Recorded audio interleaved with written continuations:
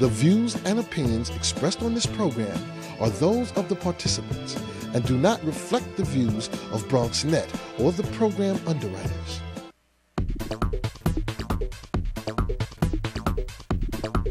BronxNet.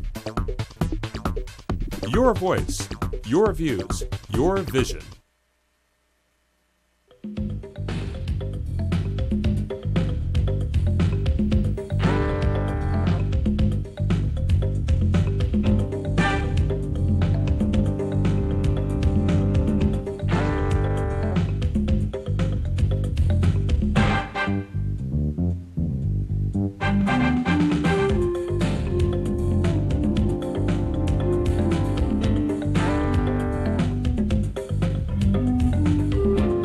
Good evening and welcome to BronxTalk, now in its 17th year, one of New York's longest running weekly talk shows. Because of the holiday, we're on tape tonight, so no phone calls. As usual, though, you can email questions or comments to us at bronxtalk@hotmail.com, and we'll read those on the air during a future edition of our show. Not a lot needed by way of introductions. Very simple. Tonight's guest grew up in the Bronx, has a long-standing Bronx business, Freilich Jewelers on 204th Street, the longest running jewelry store in the Bronx. And he also has a fascinating hobby. He takes underwater photos while scuba diving. And I can tell you this is going to be a wonderful sight to see. So stick around and let's enjoy the fine work. Not jewelry repair and jewelry selling that he does very well too, but the underwater photography of Alan Freilich. Alan, nice to have you. Thanks for joining us. Gary, thanks for having me. So how did you get started taking pictures underwater? A nice Bronx boy like you. How did it happen? Like many of us our age, we watched Sea Hunt on TV with Mike Nelson. And I always had a desire to see what was under the ocean. And we're talking about the early 60s or so. Early 60s. Right. And in 1979 or 89 or so, we were in Bermuda, and a friend of mine said, let's try it, and we did. And we loved it right away, and immediately got training at Reynolds Channel in Long Beach, New York, in Long Beach, and certified and got in New York water. That's where most of my diving is usually done. And so, was it a love of scuba diving first, or a love of photographs, or did you scuba dive and then say, oh, let's take pictures because there's so many great things? How did you put the two together? That's a great question. The reality is that people who dive really want to blow bubbles and see what it's like to see what's underwater. After you do 30, 40 dives, you find something else to do. In New York, it would be treasure hunting or looking at the wrecks or finding some other things and just trying to find lost bodies, for instance, which nobody ever finds. Or, happily, very happily, or you decide to take photographs. And my initial delving into photography was with a simple camera in a small, inexpensive housing just to try it. And was the idea to go underwater, or you were just taking pictures like any of us? I didn't know an f-stop from a shutter speed. I didn't want to know anything about cameras whatsoever. But with underwater work, you had to actually learn how to use a camera and the shutter speed and all those things. I had no knowledge about photography, but underwater photography makes you learn about it, and that's what I did. How deep do you go, and we're going to show some just spectacular photos, but how deep do you go when you take these photos? In New York in the past, when I dove a lot in New York, the maximum depth off the beaches would be 30, 40 feet. In the Caribbean areas where I go most of the time now, we go, let's say, between 30 and 120. But I find most of the critters I want to see at 60, 70 feet, and sometimes at 15 feet. So depth isn't an issue, and you can do it without scuba gear, without a breathing apparatus, but it's simply much easier when you have a larger camera situation to be able to stay on the bottom and get the creature to get used to you and then take a photograph than trying to hold your breath. You just said that maybe you could go under without a breathing apparatus. I can't imagine diving 30 feet without a breathing apparatus. Oh, neither can I, but some people who can do it. There are spear fishermen, but not me. No, not me. No. And you know, do you see only beautiful things, or do you sometimes see old tires and who knows what else, and garbage and other things, which probably makes you not feel so great when you see it? In New York, out of Rockaway or any of the dive boats, there is garbage. There is. There's tires, there's batteries, but there's also beautiful fish, because in the summertime, the Gulf Stream bends up towards New York, and we do get tiny little baby fish that you would see in Florida and the Caribbean. They come up to New York, getting full size around September or so, where the temperature of the water is the warmest of the entire year. In the Caribbean, of course, there is no garbage. I mean, I've never seen garbage in the Caribbean. It's always protected by the islands. Their laws are very strict, generally speaking, the last 20, 30 years. So they keep their reefs pristine, without garbage. There's heavy fines. They don't allow boats to dump garbage overboard at all. Last question before we're going to show some pictures. Do you research the areas very well, or is it really just a matter of saying, well, I don't know, let's go out here a half mile into the ocean and dive? Or do you pretty much know areas that you think will be different? In the case of New York and the Caribbean, we choose a location based on my friends and I that we can get in on the shore. So we're not restricted to a dive boat's schedule. So at 3 in the morning or 9 o'clock at night, we can go into the water on our own. In New York, you're completely fastened by the tide schedule. There are 4 tides in a day, high tide, low tide, and then repeated high tide, low tide. And you have to dive with the tide or the water currents will pull you uncomfortably. So you have to dive what's called slack tide. And that's governed specifically by time. As far as locations are concerned, for a New Yorker, a Bronx boy like me, I did a lot of City Island diving. There's beautiful diving. There are dive boats right out of City Island. And how far off is City Island? See, I said one more question. I got 50.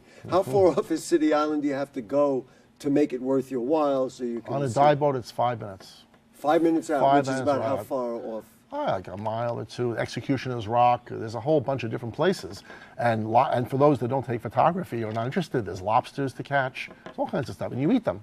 How often do you go? And now I want to show these pictures. New York, yesterday was the first time I've been in New York water for quite some time. Most of the time I tend to the Caribbean. To get these kind of pictures, you're not going to find them in New York. And how often do you go?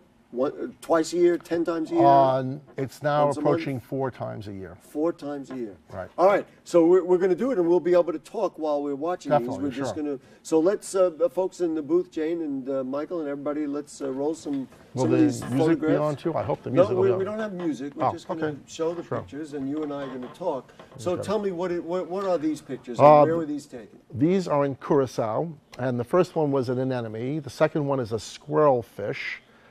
And tell me about what it is to take these photographs. Do you just go there? You said get used to some of the, some of the creatures. Like you actually go hang around them for a little while. Yes, in order to get a photo like this, when it's on the screen right now, the fish can't be afraid of you. Some of these fish are very skittish, rightfully so. It's survival instinct.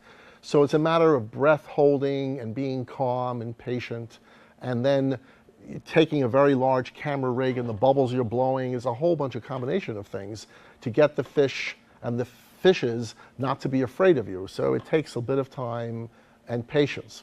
That's a seahorse. There's several of those. And about how long does it take you to go down there and then feel like you're in a situation where you can start taking pictures like the ones we, it's like, there, do you go down and say, all right, 5 minutes, I guess we're okay? Or do you have a feel for it? I mean, how do you know when you can get the fish there? Well, in the broad scheme, for a new diver, you really should have 50 to 100 dives under your belt so you feel comfortable in the water. Mm-hmm. In terms of operating a camera... Oh, I meant in terms of what we were just talking about, in terms of getting the fish comfortable, that while you're down there, do you wait a long time? I mean, you got to kind of like, all right. Are you guys all right? We're ready. I find that the more relaxed I am, the more relaxed the fish are. Remember, we're wearing gear and bubbles, and it is a life issue. You want to make sure that your equipment's in good order. You have to take the camera and disassemble it from the boat and bring it out, set up all your dials and screws and everything to get it set, know where you're going to be going, and then slowly travel to find something interesting. Then you have to back off and make yourself very, very calm, or the fish won't be calm. It's like a dog. You have to be calm with the dog. You learn to do this by doing, by the way, we have an underwater apparatus here, which we're going to show you. You learn to do this by doing, or somebody taught you? I had an underwater Israeli photography teacher when I knew I began to get serious. His name is Amos Nachem, Israeli photographer. I took a few lessons with him to steer me in a direction. And then much reading and, of course, experimentation. And you keep on trying and adjusting things and trying to do the best you can. So can we show, now this is actually the apparatus that houses the camera. It's amazing. Right. Go ahead, I don't know let's see which what we camera I'll got show in. it to. Is it? This is good. Okay. You're right where you are. What we're Michael, that's looking okay, at right? here is a housing to hold any brand of camera. If you hold it up just a little sure. bit. Okay, go ahead. No, this way, over where you sorry. are is good. Okay. Okay. I have a Nikon camera, but it could be Canon. It could be really any camera. And one does not need to have something as sophisticated as this. There are cameras that you can purchase for $400. Nowadays, the lenses that are being manufactured and the housings are so brilliant now that you don't need necessarily to go nuts on something like this. Can we zoom in a little bit and get a good shot of that? I'm sure zooming in on the camera. Right. So these are lights. I guess the lights are very bright. We assume. Well, okay, so very much like land photography, you need a flash to eliminate the darkness. And it is dark down there. Well, after 15 feet of water, red is the first thing to go. The color is gone. So at 30 feet, all you see is plain green. That's all you see underwater. If you have a flashlight, you'll restore the natural spectrum of light. But the light is absorbed by all the seawater. At 30 feet, which is 2 atmospheres, you really have very little color other than green and blue. And how do you know what's beautiful to shoot? Or then you put on the lights and you're able Well, to do this is a flash. These are flashes. We aim them and we set the dials to the shutter speed and the aperture. Remember I said before, Right, of course. I didn't know anything. I had to learn it all. Right. And you press the shutter and the flash goes off. And you hope that you have the correct strength of shutter, of strobe. So you don't really, and we're going to show some more of those pictures, you don't really know where you're at as far as the picture goes. You just kind of are guessing and use some of your experience to get a sense of I would say so. In terms of the actual colors, no, I don't. The squirrel fish I knew from New York, the orange one from before, I knew because they appear in New York. I knew it was an orange fish, but many of them I don't know. But so how do you know you're getting good picture? You just know there's fish there, and then It's the communication with the animal. I mean, again, I am a novice at this. Really? Even though I'm doing SI. Well, I can't wait to get more experience. But I'm really looking on a fish to have him look at me and go, hey. And then I know I have a connection. There was that one that we had. That fish was looking right. There's a couple more with that in there. Simply taking a fish shot, well, that's not what I'm looking for. I'm looking for the animal telling me something or telling the viewer a communication. Taking a fish shot, anybody can take a fish shot. You say that. I'm not sure I could even get down that low, but all right. Let's show some more pictures here. We're gonna keep running that reel of. I just thought these were, so this was that seahorse we were looking at before. Right. There's a few of those. And this is a close-up. Interesting. How much cropping do you do? Or this one had some cropping, and nowadays with digital photography it becomes much easier than it was in the past. Right. This is called a drumfish, a very skittish fish, very hard to get communication with, I'll say. And so so when you say communication, do you communicate with it in any way, shape, or form? Well, what I meant is the connection where he is communicating to you, where you feel something that he or she, whatever it is. Like here's one looking at you. This is one where this is a damselfish, and definitely he's very territorial in saying, "What are you doing here? Get out of my space. I'm protecting my environment." Wow. But this moment, I got him. Where it's just, you see him and you see a real person. I think I see a real personality here. I could have a conversation with this guy. I am having a conversation. All right, let's, can we go to the next there? These are just. This is a kind of a frenzy. There's this whole bunch of these fish going after something, and I found that a lot in Curacao. Maybe there was an egg birth or something, and maybe the fish gave birth, and all of these were eating immediately, and it caused a huge flurry, and I caught it at that moment, and I thought that was interesting. But again, my question would be what I was asking before, and that is, how did you know there was that moment, or because you couldn't quite see it as well? That was going on for about 10 seconds, so I had a chance to get over there and do this. This is a spotted eel, and Wow. deathly afraid he looks. This is how they breathe. They breathe like dogs pant. They open their mouth and breathe. There are very few creatures in the sea that really want to do you harm. The whole shark jaws thing is completely blown up out of proportion. And so you're not afraid. In other words, you No. see something like this and you're not afraid. Oh no, I am extremely close. There you go. Here we go. This is one of my friends, and just So, threw it in there. this You can is see the gear that you have to wear. He doesn't have a camera, but the breathing apparatus and the harness to hold the tank behind him, you can see that. This is the ugliest fish we've seen so far. Yes, so far, yes. I'm sure. I'll tell Bob. You and said now, that, how many people do you dive with? Well, the dive boat goes out, and there could be anywhere from 10 to 25, depending how crowded the boat is. This is a favorite shot of mine. I mean, look at that guy's face. Now, I what mean, is that? Really, I have no clue. I forgot. I We think don't it's know it. well. I think it's a damselfish. I could be wrong. Any experts watching, please don't call me up. But his personality. Clearly, we have a shot of a face here. This man means business. He's protected. When you look at these pictures, do you say to yourself, "I want to do more of this," or are you looking and now you say, I want to do something else, or I Oh want to do no! something I want to correct every one of those. I have correct. To oh, Help me here. oh no! This is just sparked me on. I stopped my diving for about 15 years, and a friend of mine talked me back into it again, and I realized now how much I missed it. I just got busy with work, and I just life moves on. Real life, and then I realized how much it is, and there is still an avenue for. Everyone has a camera. Everyone can take pictures now. Everyone does YouTube. Everyone does a video. But getting the right shot where anybody can respond to it, that's what I'm trying to get, where you can have a visceral reaction to the photograph. You feel like, wow. Well, like that. Well, for one me, that fish, one was for me. Yeah, I like that one. Now, the camera that you use, is it any more or less dramatic than anybody's, the Yes. Nikon D40, let's say? Well, no, but it is very much, it's a Nikon D700. The issue is on these cameras that you're able to change different lenses. This camera is set up right now for a 60 millimeter macro, which means I can get this far away from a fish and have him in focus.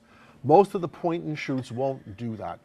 But again, I did not start with a camera like this. I started with a beginner's type thing. Actually, that brought up something fascinating. Hold that up again. Sure. And so in some of the pictures we took, I guess because of the technology that's available, we're always assuming you could just zoom in. How far away were those fish from the camera? There is no zooming underwater. It does Really? not work. Oh, right, of course, because you'd have to shoot through the water. The water column absorbs all the light. Right. These strobes, as super powerful And as they are, it would also distort the image. completely distort I the hadn't image. thought of that, You of have to course. be very, very close. And when you think you're close enough, get closer.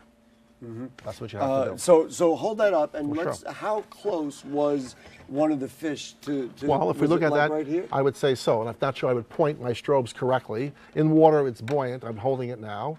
And I would go through the viewfinder and wait for him, decide if he's friendly, and then click the shutter.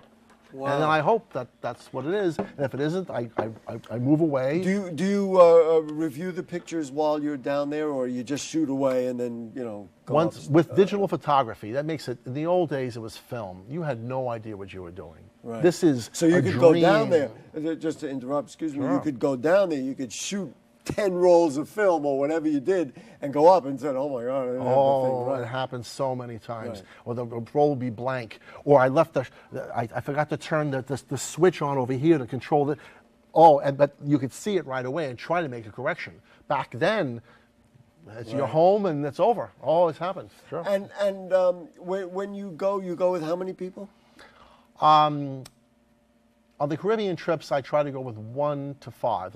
This Curacao trip, 5 people went. It was just a matter of happenstance. And they're all photographers as well? No, You said several there was one are. gentleman who wasn't. One gentleman is switching over to videography from stills.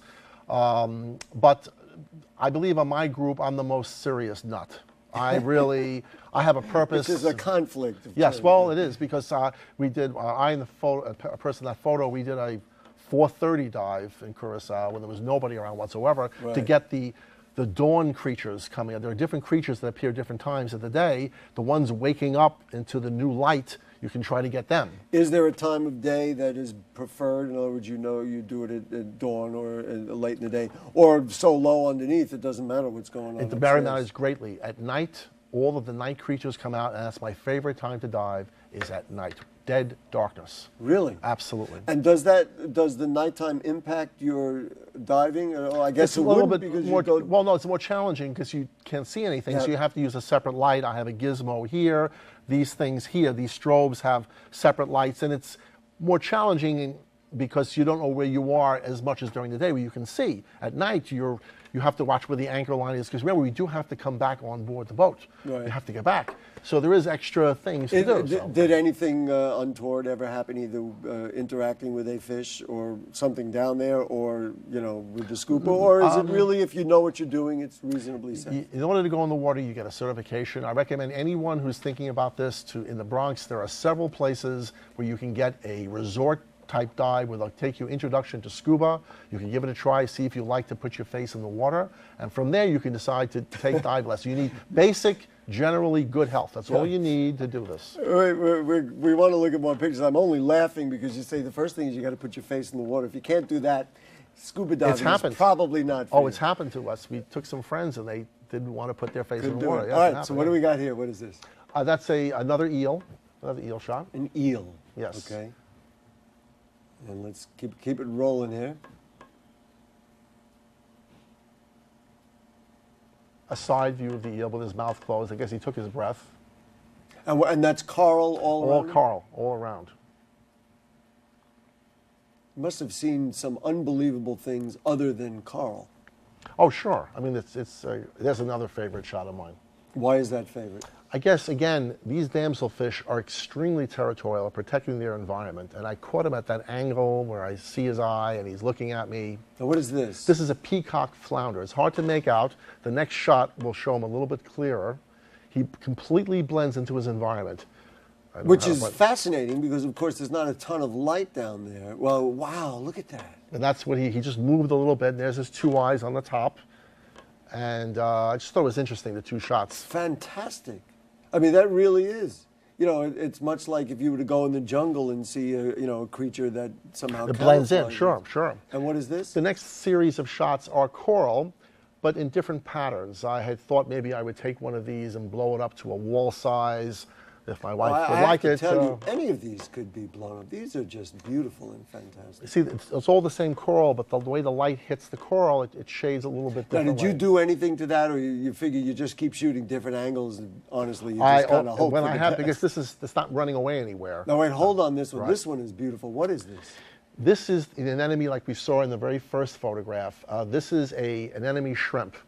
And inside almost every anemone, there is Enemy, E-N-E? Anemone.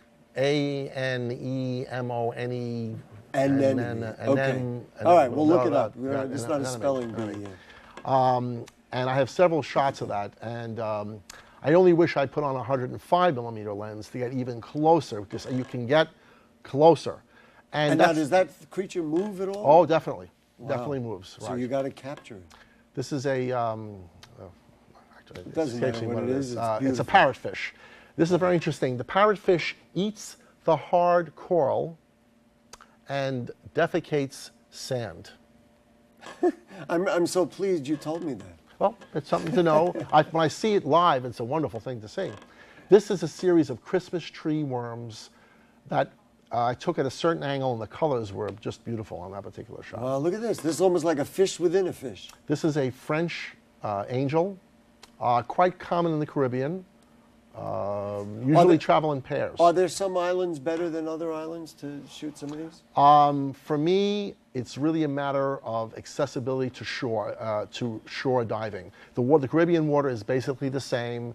Unfortunately, there's been a lot of fishing in some of the countries. So when you say accessibility to the shore, what do you mean? That I can go anytime I want to get in the water. I have to wait for dive boats with 21 people on. I can go by myself, which we don't do, but 2 people can go in and just dive on their own. Right. All right, let's run out all the rest of the pictures here. This is a large lobster. I was about to say. Unlike the main lobster that has front claws, this one doesn't have claws in the back. Another angle of another anemone. You'll notice the tips on this one have a little bit of yellow color as opposed to the purple. Wow, what is that? That's a great question. I think it's called a sandfish. Doesn't matter. But again, don't please write in. I'm not 100% sure. These are tunicates. We'll stop into the feather store. duster, worm. Stop into Freilich Jewelers and chat.